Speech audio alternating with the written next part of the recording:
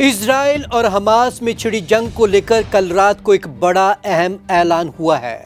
अब इजरायली प्रधानमंत्री Benjamin Netanyahu गजा में सीज फायर पर सहमत हो गए हैं। नमस्कार, मैं हूं विवेक शर्मा, पंजाब केसरी नवोदय टाइम्स देख रहे हैं। नेतन्याहू ने सोमवार रात को अमेरिकी राष्ट्रपति डोनाल्ड ट्रंप से वॉशिंगटन डीसी में मुलाकात की। ट्रंप ने सीज फायर के लिए 20 पॉइंट का एक प्लान तैयार किया है। क्या बोले अमेरिकी राष्ट्रपति? ट्रंप ने कहा कि अगर हमास इस प्लान को नहीं मानता तो इजराइल के पास उसे खत्म करने का पूरा अधिकार है और अमेरिका इसमें साथ देगा। क्या बोले नेतन्याहू? गजा में एक शांतिपूर्ण प्रशासन होगा, हमास के सभी हथियार हटाए जाएंगे और गजा में इजराइल धीरे धीरे पीछे हटेगा।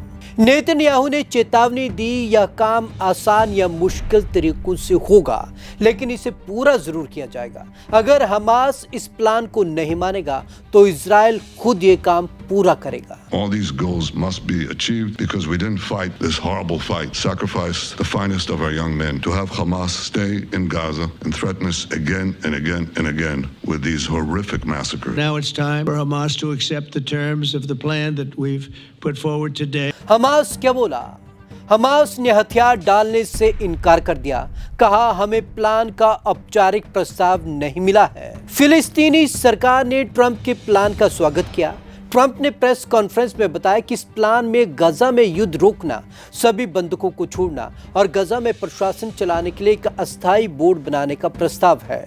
इस बोर्ड की अध्यक्षता ट्रंप करेंगे और इसमें पूर्व ब्रिटिश प्रधानमंत्री टोनी ब्लेयर भी शामिल होंगे। इस प्लान को 10 मुख्य पॉइंट के जरिए समझने की कोशिश करते हैं। नंबर 1, इजराइल पीछे हटेगा। सहमति से इजराइल अपनी सेनाओं को धीरे धीरे गजा से निकाल लेगा। नंबर 2, बंधकों को छोड़ना। हमास 72 घंटे में सभी इजरायली बंधकों को रिहा करेगा, जिनमें जिंदा और मृत दोनों होंगे। नंबर 3, कैदियों की रिहाई। युद्ध खत्म होने पर इजराइल गजा के उम्र कैद की सजा काट रहे 250 लोगों और अन्य 1700 कैदियों को छोड़ देगा। नंबर 4, शवों का आदान प्रदान। हर मृत इजरायली कैदी के बदले 15 मृत फिलिस्तीनी कैदियों के शव लौटाए जाएंगे। नंबर 5, गजा को आतंक मुक्त बनाना। गजा से हमास से सारे ठिकाने और हथियार हटाए जाएंगे। नंबर 6, हमास प्रशासन में शामिल नहीं। हमास और अन्य लड़ाके गजा की सरकार में हिस्सा नहीं लेंगे।